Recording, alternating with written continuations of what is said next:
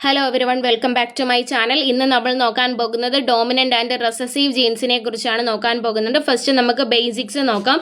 നമ്മുടെ ബോഡിയിൽ പല ട്രൈറ്റ്സ് ഉണ്ടല്ലേ, like I colour, hair type, height, skin colour, ഇതെല്ലാം കൺട്രോൾ ചെയ്യുന്നത് ജീൻസ് ആണ്.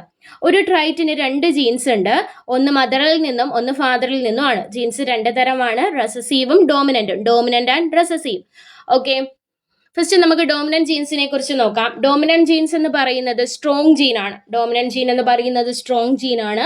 ഒരു കോപ്പി മാത്രം ഉണ്ടെങ്കിലും ഇത് ട്രൈറ്റിനെ ഷോ ചെയ്യും. അതായത് ഒരു ഡോമിനന്റ് ജീൻ ഉണ്ടെങ്കിലും അത് ട്രൈറ്റിനെ കൺട്രോൾ ചെയ്യും.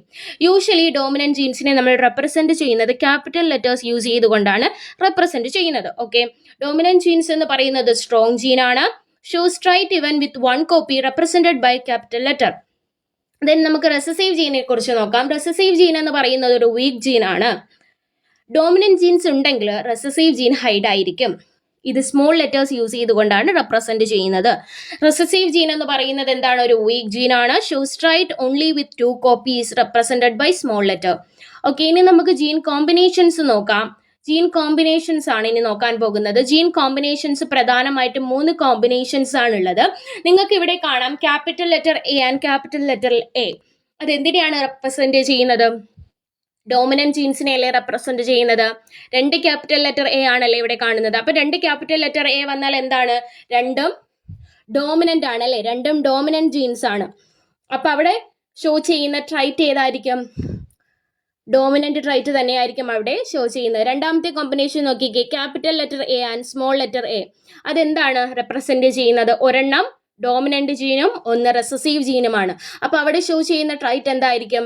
ഡോമിനന്റ് ട്രൈറ്റ് തന്നെയായിരിക്കും അവിടെയും ഷോ ചെയ്യുന്നത്.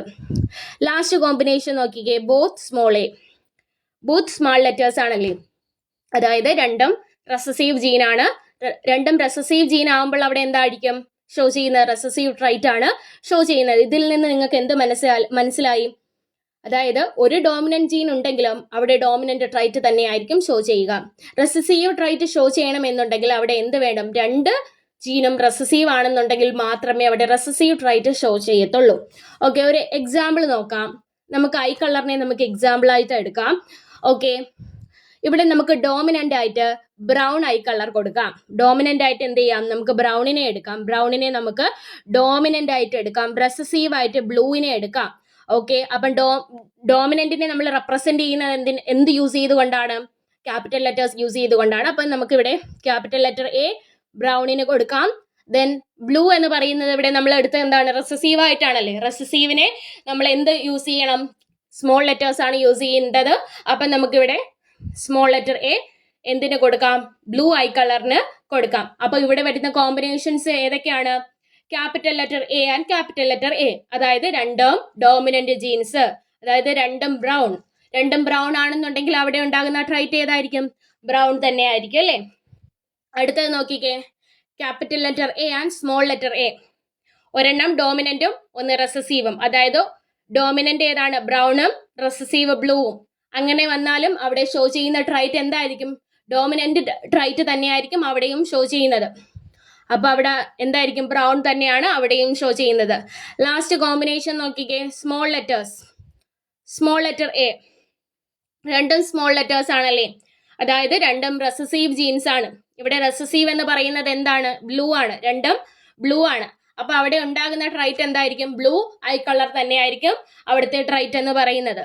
ഓക്കെ, അതായത് ഒരു ഡോമിനന്റ് ജീൻ ഉണ്ടെങ്കിലും എന്ത് ചെയ്യും? ഡോമിനന്റ് ട്രൈറ്റ് ഷോ ചെയ്യും. റെസസീവ് ട്രൈറ്റ് ഷോ ചെയ്യണമെന്നുണ്ടെങ്കിൽ 2 കോപ്പീസ് വേണം.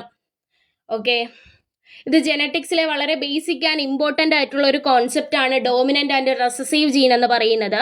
ഇത് ക്ലിയർ ആണെന്ന് വിശ്വസിക്കുന്നു. Thank you for watching.